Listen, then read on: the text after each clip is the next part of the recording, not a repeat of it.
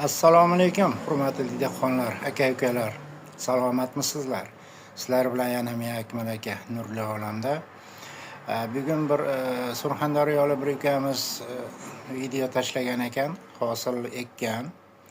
Keyin hosil bermayapti, shunga nima qilay degan murojaat bilan chiqqanligi uchun shu ukamizni iltimosiga binoan o'sha gullamayotgan ko'chatlarni gullatishga, hosil olishiga yordam berish maqsadida shu bugungi roligimiz chiqaryapmiz.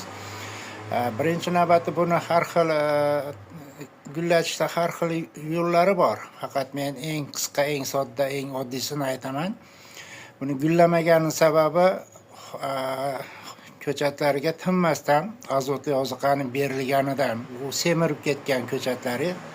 Shuning uchun hosil bermayapti. Endi nima qilish kerak? Buning uchun ko'proq birinchi navbatda xo'p mayli 10 litr suvga 70-100 gram drojani yaxshilab eritib, o'shini agar ko'chatingiz ko'p bo'lsa, bargidan seping.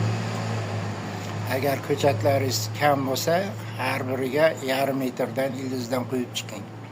Bu birinchi yo'li.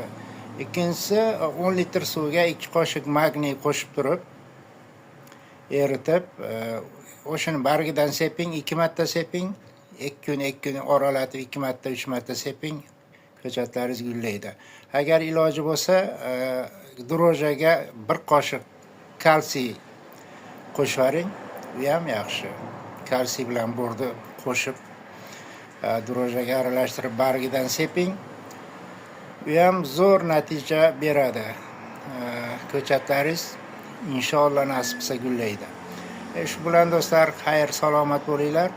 Kimdagi fikrlar bo'lsa, Telegram gruppamiz bor, bemalol murojaat qilishingiz mumkin. Men hamisha sizlar bilan birgaman.